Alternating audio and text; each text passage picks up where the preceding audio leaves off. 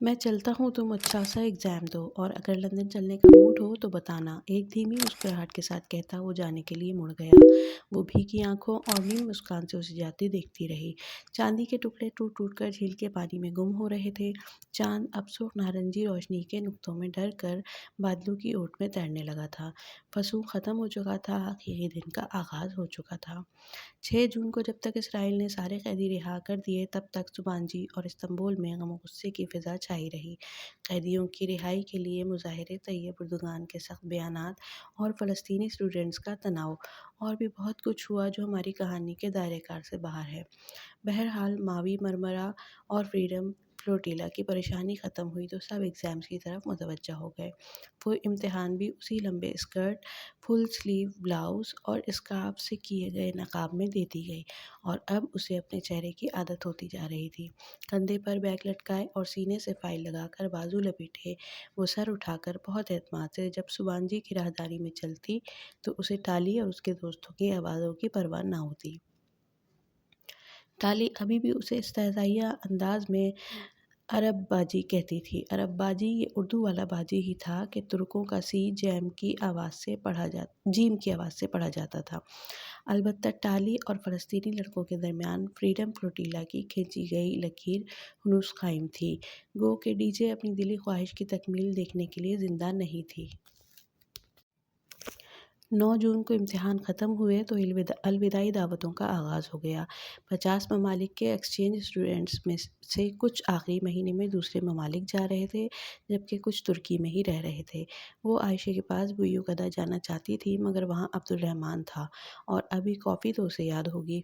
वो बदला भी लेगा, मगर उसे परवाह नहीं थी। बस चंद दिन हैं, फिर वो पाकिस्तान चली जाएगी। तो ना वो वहाँ अब्दुर्रहमान होगा, ना आवाज़ें कसने वाली टाली। वहाँ उसके हिजाब की इज़्ज़त होगी। पहली दफ़ा उसे ताया फुरक़ान के नज़रियात बुरे नहीं लगे थे। वो ठीक ही इरम पर रोक-टोक करते थे। अब्बा और ताया कितने खुश होंगे उसके हिजाब पे। मगर नहीं, उसे उनकी खुशी से फ़र्क नहीं पड़ना चाहिए। वो किसी की सताइश के लिए तो ये सब नहीं कर रही। सताइश के लिए अगर कोई हिजाब ले तो जल्द ही छोड़ दे, क्योंकि ये वो काम है जिसमें रिया हो ही नहीं सकती। आयशा ने उसकी बात पे हँसकर कहा था। वो इतने दिन बाद आज बुयू कदा आई थी और अब वो तीनों साहिल के किनारे एक ओपन एयर कैफ़े में बैठी थीं। इससे कबल वो इन दोनों बहनों के साथ हलीमा आंटी की तरफ भी हो आई थी।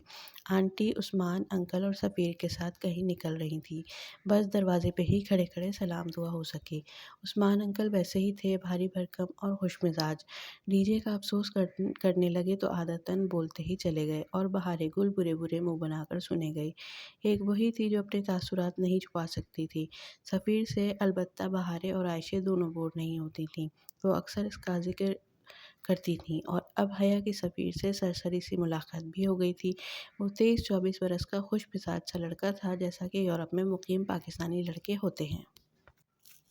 उसकी शादी उसके वालिदैन पाकिस्तान में ज़बरदस्ती करना चाहते थे और ये किस्सा बहारें इतनी दफ़ा दोहरा चुकी थी कि वो हया के लिए अहमियत खो चुका था। वो दोनों बाप-बेटा होटल ग्रैंड में काम करते थे और 10 मिनट की मुलाकात में भी चंद एक बार सफ़ीर के लबों से अब्दुर्रहमान भाई ज़रूर निकला था। वही सताइश, फ़ख्र से नाम लेने का अंदाज़ जो इन दोनों बहनों का भी था। पता नहीं इन सबको अब्दुर्रहमान में क्या नज़र आता था। जाने से पहले उसने एक दफ़ा सोचा कि उस्मान शब्बीर से पूछ ले कि जहाज़ में उन्होंने अगली नशिस्त पर बैठी तुर्क औरत को क्या कहा था कि वो खफगी से वापस मुड़ गई थी। मगर फिर उसने जाने दिया, बाज़ बातें अधूरी ही रहें तो बेहतर होता है। औलियाकारी की एक पहचान होती है हया, आयशा कह रही थी। बाज़ दफ़ा बंदे को खुद भी इल्म नहीं होता कि वो दिखावा कर रहा है, मगर ऐसे काम की पहचान ये होती है कि अल्लाह उस पर कभी साबित कदमी अता नहीं करता। साहिल के किनारे पर सयाहों का काफ़ी रश था। बुयू कदा इस्तांबुल वालों का मरी था। मौसम गर्मा शुरू होते ही सयाहों का रश लग जाता था। भूरे सुरमई परों वाले समंदरी बगले भी साहिल की पट्टी के साथ-साथ उड़ रहे थे। बहारे के हाथ में रोटी थी और वो बगलों को की तरफ उछाल रही थी। एक टुकड़ा भी ज़मीन पर ना गिरता, बगले फ़िज़ा में ही उसे चोंच में दबा लेते।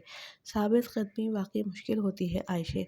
मेरी साथी स्टूडेंट्स मुझ पर आवाज़ कसकर पूछती हैं कि मैंने उससे बड़े से स्कार्फ़ के अंदर क्या छुपा रखा है।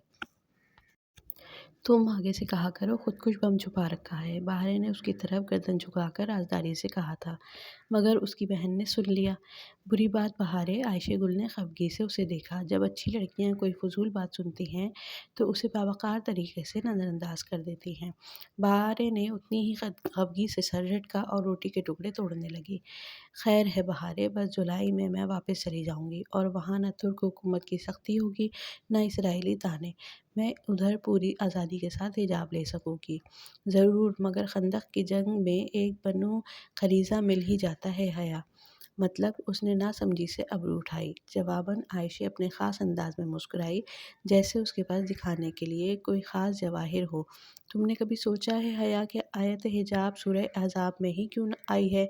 उसने जवाब देने के बजाय एक नया सवाल किया। उसने ज़हन पर ज़ोर दिया, फिर नफ़ी से सर हिला दिया। शायद इसलिए कि ये हुक्म ग़ज़वा अहज़ाब के क़रीब ही उतरा था। ये तो सबको नज़र आता है हया, मैं तुम्हें वो समझाऊँ जो सबको नज़र नहीं आता। यकीन करो ये गुत्थी तुम्हारे पज़ल बॉक्स की पहेलियों से ज़्यादा दिलचस्प साबित होगी। हया लाशऊरी तौर पर कुर्सी पर ज़रा आगे हुई। बहारे बुरे बुरे मुँह बनाती रोटी के टुकड़े उछाल रही थी।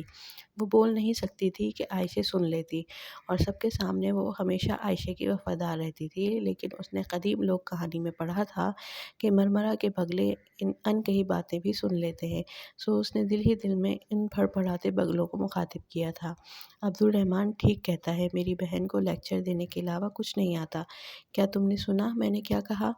अल्लाह चाहता तो किसी और सूरह में ये हुक्म नाजिल कर देता, या इस सूरह अहज़ाब का कुछ और नाम रख देता, मगर यही नाम क्यों? एक छोटे से बगले ने फ़िज़ा में ही बहारे का फेंका टुकड़ा उचका और फिर फड़फड़ाते हुए उड़ गया। बहारे ने गर्दन उठाकर उसे ऊपर उड़ते देखा।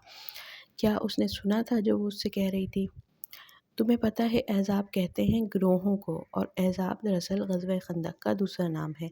मुझे मालूम है कि तुम ये सारा वाक़या जानती हो कि किस तरह मुसलमानों ने खंदक खोदी, मगर फिर भी मैं तुम्हें ये दोबारा सुनाना चाहती हूँ। मेरी बहन हया को बोर कर रही है। अगर अब्दुर्रहमान इधर होता तो यही कहता, क्या तुमने अब सुना? मगर बगले बस रोटी चोंचों में दबाकर उड़ जाते।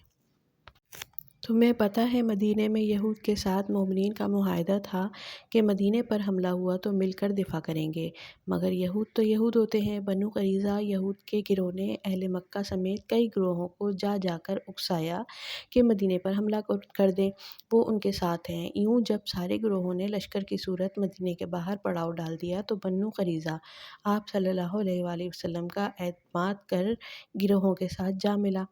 आयशे सांस लेने को रुकी। बहारे बगलों को भूलकर रोटी तोड़ना छोड़कर आयशे को देख रही थी। तब मुसलमानों ने अपने दुश्मन के गिरोहों के दरमियान एक बहुत लंबी बहुत गहरी खंदक खोदी थी। सर्दी और भूख की तकलीफ़ वाहिद तकलीफ़ नहीं थी। असल अजियत किसी हलीफ के धोखा देने की होती है। बाहर वाले तो दुश्मन होते हैं, मगर जब कोई अपना बीच जंग में छोड़कर चला जाए वो बहुत तकलीफ़ दे होता है। इसीलिए जब ये गिरोह मुहासरे से तंग आकर एक अरसे बाद वापस चले गए और बनु करीज़ा खौफ के मारे अपने किलों में छुप गए, तो उनको ये सज़ा मिली कि उनके एक एक मर्द को चुन चुन कर मारा गया। ये अल्लाह का हुक्म था। जानती हो मैंने तुम्हें इतनी लंबी कहानी क्यों सुनाई? क्यों? हया के बजाय बहारे के लबों से फिसला। वो अब सारी खफगी भुलाए आयशे की तरफ घूमी बैठी थी। क्योंकि हिजाब पहनना जंग खंदक को दावत देना है। गिरोहों की जंग में हिजाबी लड़की को दिल पे पत्थर बांध कर अपने गिर्द खंदक खोदनी पड़ती है, इतनी गहरी कि कोई पाटने की जुर्रत ना कर सके, और फिर उसे खंदक के पार मसहूर रहना पड़ता है। उस जंग में असल दुश्मन अहले मक्का नहीं होते, बल्कि असल तकलीफ़ बनु करीज़ा से मिलती है। ये जंग होती है बनु करीज़ा से, और खंदक की जंग कभी भी बनु करीज़ा के बगैर वजूद में नहीं आती।